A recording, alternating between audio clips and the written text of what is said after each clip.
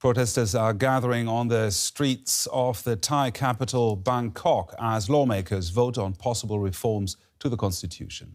The rally comes a day after the most violent clashes between police and demonstrators since July. Police used tear gas and water cannons to drive back crowds. Dozens were injured, including 6 people who were hit by gunshots. Bangkok has seen months of youth-led rallies calling for changes to the constitution and, most controversially, reforms to Thailand's monarchy. Let's cross over to Bangkok, where journalist Philip Sherbel has been following this story for us. Protesters have returned to the streets today. You've talked to him, I understand. What are they saying? Yeah, they really want to make a point. They were gathering outside Parliament yesterday, where MPs have been considering possible changes to the Constitution. And this is one of the core demands of the protesters.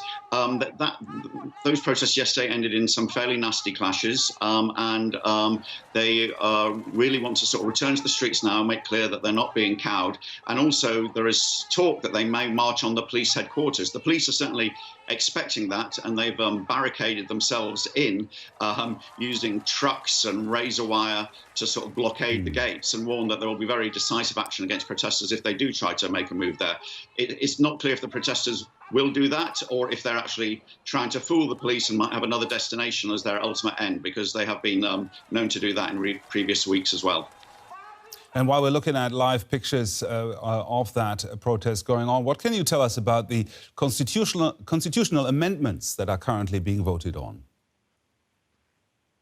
Yes, well, so the Parliament has been sitting yesterday, and MPs have been, and senators have been voting today on a series of possible amendments to the Constitution. Now, the Constitution was drafted by the military under the old junta, and basically enshrines the sort of role of the monarchy in key positions in the country, and indeed of the sort of military-backed elite. And the protesters have been insistent that if you're going to have change in Thailand, change from the top, then you have to rewrite this constitution. Now, the versions that are being voted on today run the gamut from very minor tweaks to major changes. But it does seem that the MPs and senators, it's a complicated process of voting for different amendments, are going to back, perhaps not surprisingly, because they are the government majority, some very sort of conservative amendments that would only essentially establish a drafting committee to look at possible changes down the road. The students and the protesters will be very unhappy with that, and that they told me today, if those votes are confirmed while they're out in the streets, they're going to make that central to what they're doing today in terms of their messaging and in terms of their and the demonstrations. So what about the changes to the monarchy that demonstrators want, and are they likely to get it?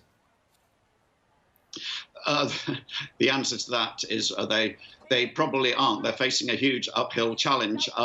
The Constitution, the early clauses of it, this military drafted Constitution, do enshrine the monarchy's power to govern in key regards. The king also has assumed powers since he became the monarch in 2016 over key elements of the budget and over key military appointments.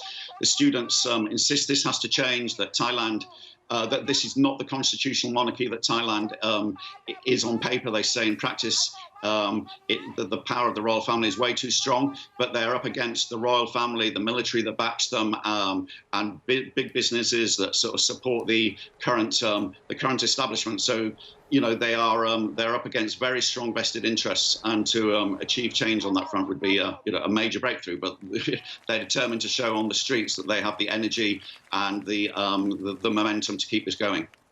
Journalist Philip Sherbel reporting for us from Bangkok in Thailand. Thank you. Thank you.